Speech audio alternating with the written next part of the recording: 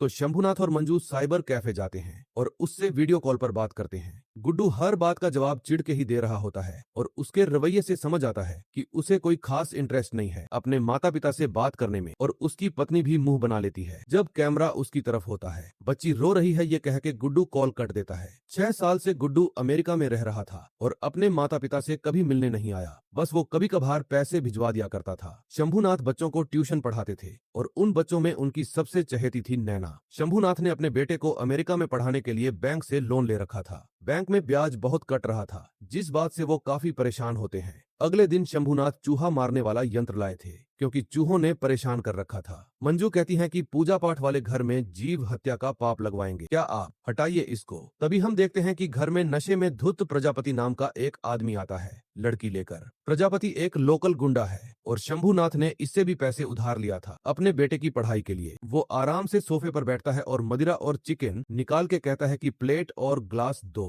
मंजू को बिल्कुल नहीं अच्छा लगता चिकन देखकर क्योंकि वो शुद्ध शाकाहारी थी, पर फिर भी वो प्लेट और ग्लास दे देती है। शंभुनाथ प्रजापति को कुछ पैसे देते हुए कहते हैं कि 2000 कम है, 5-6 दिन बाद दे दूंगा। प्रजापति लड़की को लेकर कमरे में जाता है और उसके साथ संभोग करने के बाद वहां से निकल जाता है। मंजू कमरे में जाकर देखती है तो गंदा हुआ पड़ा हुआ था, तो शंभुनाथ कहते हैं कि तुम जाओ मैं देखता हूँ। कहानी फिर पीछे जाती है जहां हम देखते हैं कि गुड्डू कह रहा होता है कि मुझे 25 लाख चाहिए अमेरिका जाने के लिए, जो कि बहुत ज्यादा थे। माँ कहती है कि इतने पैसे कहाँ से लाएंगे तुम्हारे पिता, तो गुड्डू ताने मारते हुए कहता है कि कोई बात नहीं, मैं भी अपनी जिंदगी निकाल लूंगा इनकी तरह। माँ कहती है कि जितना कर सकते हैं कर रहे हैं ना तुम्हारे पापा, तो गुड्डू कहता है कि नहीं कर रहे हैं। पूरी जिंदगी सरकारी स्कूल में पढ़ाई की मैंने, बिना कोचिंग के इंजीनियरिंग करी, वो भी अपने दम पे। अब जब सच में कुछ करने का वक्त आया तभी भी कुछ नहीं कर रहे हैं ये। पिताजी कहते हैं कर तो रहे हैं, तुमको बैंक से लोन दिलवाकर 10 लाख दे रहे हैं, अब कहां से ले आए बाकी के 15 लाख? घर बेच दें, गिरवी रख दें, बताओ क्या करें। कहानी वर्तमान में आती है जहां हम देखते हैं कि प्रजापति से मिलने शक्ति नाम का एक पुलिस ऑफिसर आता है जो कि उससे पैसे लेने आया था। शक्ति कहता है कि कम पैसे हैं, तो प्रजापति कहता है कि और भी लोगों को पैसे खिलाना होता है। शक्ति कहता है शराब, भड़वागिरी, लड़कीबाजी, पैसा वसूल सब तू मेरे इलाके में करता है, तो बाकी जगह क्या करने देता है पैसे। मतलब प्रजापति 2 नंबर का काम करता था और शक्ति इससे हफ्ता लेता था। एक दिन मंजू गुड्डू को फोन लगाकर शंभू को पकड़ाती है ताकि वो घर के हालात और ईएमआई के पैसों के बारे में बात करे, तो शंभुनाथ ठीक से बात नहीं कर पाता है, उसे संकोच होता है ये बताने में, और गुड्डू भी इनकी बात पर ज्यादा ध्यान नहीं देता है और कहता है कि कल 5000 रुपए डाल दूंगा, अभी रखता हूँ। अब हम देखते हैं कि शंभुनाथ एटीएम पर जाते हैं पैसे निकालने,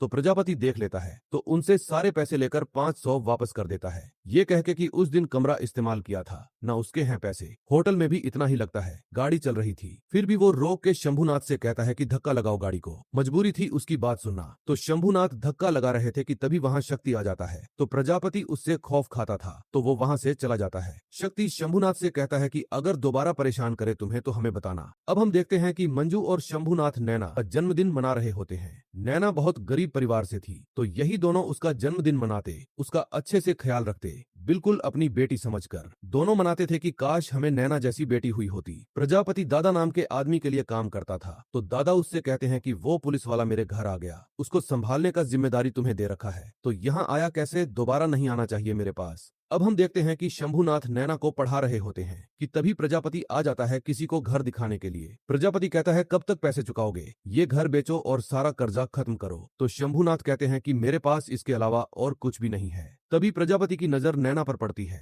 तो वो उसको बहुत ही गंदी नजर से देखता है, तो शंभुनाथ नैना को तुरंत चले जाने को कहता है। शंभुनाथ को याद आता है वो पुलिस ऑफिसर जिससे प्रजापति डरता था, तो वो शक्ति के पास जाते हैं, लेकिन वहां प्रजापति पहले से ही बैठा था, वो भी ऐसे जैसे अब उसे डर ही नहीं शक्ति का। प्रजापति कहता है आओ आओ आराम से शिकायत करो मेरी, आओ बैठो। शंभुनाथ शक्ति से कहते हैं कि ये घर आया था, तो शक्ति कहता है कि कर्जा लिया है तो चुकाना तो पड़ेगा ही ना, कहीं से जुगाड़ करके इसका पैसा लौटा दीजिए, बस यही एक रास्ता है आपके पास, बस, क्योंकि ये आदमी बहुत है। अब शाम में मंजू मंदिर गई हुई थी और शंभुनाथ घर पे अकेले थे, तो प्रजापति आकर सीधा उन्हें घसीट के थप्पड़ मार देता है कि पुलिस के पास क्यों गया था। फिर वो बैठ के दारू पीना शुरू करता है। वो कहता है कि तुम्हारा 4 महीने का ब्याज माफ कर दूंगा, जितना कर्जा लिया उसमें से 1-1.5 लाख कम भी कर दूंगा, मकान बिकेगा तो 4-5 लाख दे भी दूंगा। आंटी मंदिर गई हैं, 1 घंटे बाद आएंगी ना, जाओ नैना को ले आओ, कुछ नहीं करूंगा, दर्द नहीं होगा उसको, आराम से सब कुछ होगा। शंभुनाथ के होश उड़ जाते हैं कि कितना दानव शैतान दरिंदा है ये आदमी, एक छोटी बच्ची पर नजर है इसकी। शंभुनाथ जाना नहीं चाहते थे पर वो जबरदस्ती भेज रहा होता है तो शंभुनाथ रोते हुए जा रहे होते हैं कि तभी प्रजापति कहता कि जाने से पहले कुछ चखना देके जाओ। शंभुनाथ किचन जाते हैं और चखना लेकर आते हैं, लेकिन तभी अचानक पिचकस लेकर उसे प्रजापति के गले के आर पार कर देते हैं और वो मर जाता है। जब मंजू लौटकर घर आई तो यह नजारा देख उन्हें एकदम झटका सा लगता है कि ये क्या कर डाला इन्होंने। कहा मंजू जी चूहे मारने तक को मना करती थी घर पर और आज एक इंसान मारा गया। शंभुनाथ सोचते हैं कि पूरी बात बताएं कि क्यों किया ऐसा, लेकिन मंजू सदमे में चली गई थी तो वो उन्हें कमरे के अंदर चले जाने को कह देते हैं। फिर वो पूरे हॉल में पेपर बिछाते हैं और फिर दारू पीते हैं, क्योंकि जो वो करने जा रहे थे वो होश में तो नहीं हो सकता था। वह खारी और कुल्हाड़ी लेते हैं और प्रजापति के छोटे छोटे टुकड़े कर 2 बोरियों में भर लेते हैं। फिर दोनों बोरी लेकर जाते हैं बस से कहीं दूर, जहां एक हवेली टाइप कुछ था, वहीं पर बोरियों को रख देते हैं। मंजू शंभुनाथ से बातचीत करना ही बंद कर देती है, क्योंकि उन्हें लग रहा था कि उनके पति साइको हो गए हैं कि सिर्फ कर्जा ना देना पड़े इसलिए उसको मार डाला। डरने लगी थी अपने पति से कि कहीं मूड संका तो उन्हें ही ना मार दे।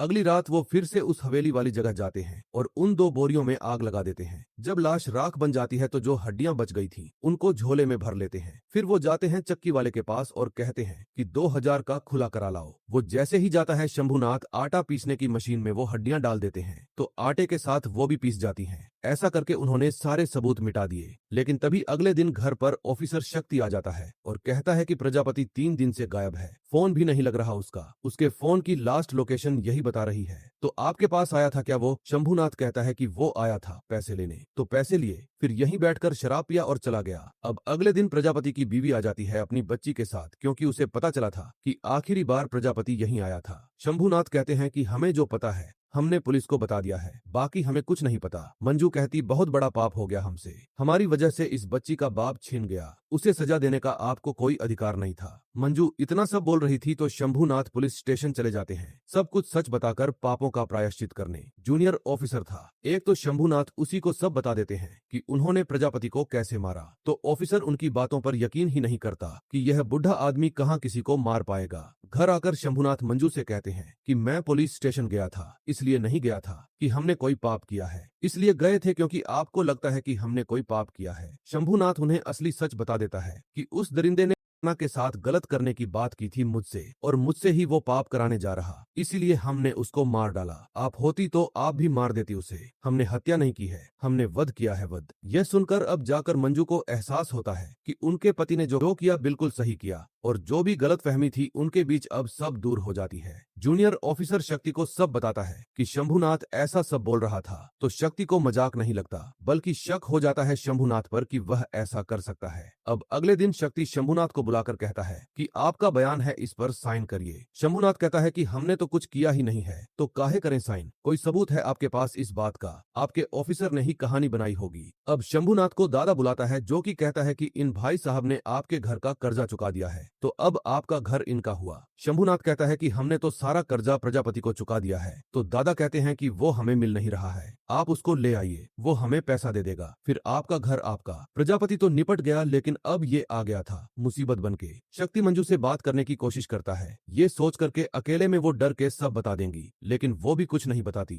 10 लाख रुपए दादा को देने थे तो वो गुड्डू से बात करके पैसे मांगते हैं। तो गुड्डू कहता है कि आप लोगों ने तो मजाक बना के रखा हुआ है, कहां से लाएंगे हम 10 लाख? आपको बताया था ना कि अभी हमने घर लिया है, आप लोगों का खत्म ही नहीं होता, कभी इसके पैसे कभी उसके पैसे, पता नहीं क्या लगा रखा है आप लोगों ने। शंभुनाथ कॉल कट कर देते हैं और कैफे वाले से कहते हैं कि हमारा अकाउंट डिलीट कर दो, अब हम नहीं आएंगे कभी। जब अमेरिका जाना था तो जिद किए पड़ा था कि कहीं से पैसे का इंतजाम करो। जब पिताजी ने कर्जा लिया प्रजापति से 15 लाख तो आज वही पैसा चुकाने के लिए मुकर गया गुड्डू। शक्ति एक रिक्शे वाले को पकड़ता है जो कि शंभुनाथ को अच्छे से जानता था। शक्ति पूछता है कि 7 दिन पहले ऐसा कुछ बर्ताव देखा क्या अंकल आंटी का जो सामान्य ना हो? तो वो बताता है कि एक रात अंकल जी 2 बोरी लेकर आए और बस स्टॉप चलने को कहा। बोरी का वजन इतना था जैसे एक आदमी नहीं 2 आदमी बैठे हों रिक्शे में। बस स्टेशन जाते समय बीच में वो एक एटीएम पर भी रुके थे। शक्ति एटीएम की सीसीटीवी फुटेज देखता है तो रिक्शे वाले की बात सही निकलती है, तो उसे पक्का हो जाता है कि बोरियों में प्रजापति की लाश रही होगी, जिसे शंभुनाथ ने ठिकाने लगा दिया। शक्ति शंभुनाथ को एक जगह ले जाता है अकेले में और कहता है कि मुझे सब पता चल चुका है, मुझे बस इतना बता दो कि प्रजापति का फोन कहाँ है।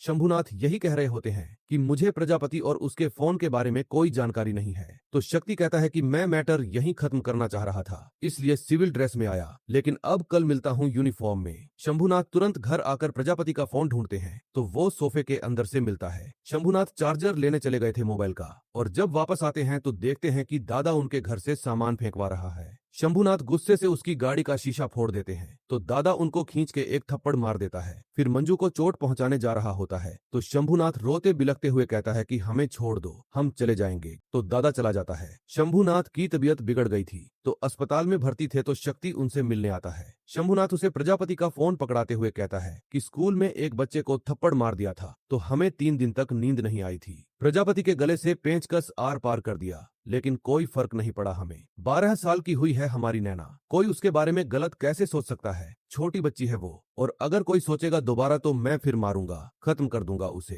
हमें जो करना था हमने कर दिया, अब आप देख लीजिए कि आपको क्या करना है। मंजू शक्ति से कहती है कि अगर ये जेल जाएंगे तो हम भी जेल जाएंगे, आपको और सबूत चाहिए ना, तो हम आपको कुछ ऐसा बताते हैं जो सिर्फ हमें पता है। उस फोन में था शक्ति का वीडियो जिसमें देखने मिलता है कि वो किसी औरत के साथ इश्क फरमा रहा है। वो औरत की बीवी थी और उसका वीडियो प्रजापति ने बना लिया, और यही वीडियो दिखा के प्रजापति शक्ति को ब्लैकमेल करने लगा था। इसीलिए जब शंभुनाथ शिकायत करने गए थे तो शक्ति कुछ नहीं कर पाया। तो यह वजह थी कि क्यों शक्ति को फोन चाहिए था प्रजापति का, ताकि वो अपने कर्मकांड छुपा सके, खुद को बचा सके। शक्ति शंभुनाथ के घर जाता है तो नल के पास उसे वो पेंचकस गड़ा मिलता है जिससे शंभुनाथ ने प्रजापति को मारा था, और यह बताया था मंजू ने। अगले दिन शक्ति दादा को धर लेता है। प्रजापति को मारने के जुर्म में वो एक झूठी रिपोर्ट बनाता है दादा के खिलाफ, और जो सबूत मिले उनको उसी के खिलाफ इस्तेमाल करता है। शंभुनाथ ने शक्ति की मदद करी और उसकी नया डूबने से बचाई, तो हिसाब बराबर करते हुए शक्ति ने दादा को प्रजापति के खून के केस में फंसा के शंभुनाथ को बचा लिया। शंभुनाथ दादा से मिलने आते हैं और कहते हैं कि प्रजापति को मार के मैंने उसके टुकड़े टुकड़े कर दिए। दादा चिल्लाता रह जाता है किसने मारा है उसको, पर कोई सुनने वाला नहीं था और शंभुनाथ भौकाल से निकल जाते हैं शक्ति को स्माइल पास करते हुए। अब हम देखते हैं कि शंभुनाथ और मंजू घर छोड़कर जा रहे हैं, लेकिन उससे पहले नैना से मिलते हैं और उसके पिता को घर की चाबी पकड़ाते हुए कहते हैं कि आज से यह घर हमारी नैना का। इतना कहकर वो लोग चले जाते हैं और फिर मूवी यहीं पर खत्म हो जाती है। उम्मीद करता हूँ आपको कहानी पसंद आई होगी, वीडियो भी पसंद आई होगी। अगर मैंने कुछ मिस किया है तो वो आप कमेंट्स में बता सकते हैं। साथ ही चैनल पे नए हैं तो हमें सब्सक्राइब भी कीजिएगा, क्योंकि हम अपने चैनल पे ऐसी वीडियोज लाते रहते हैं।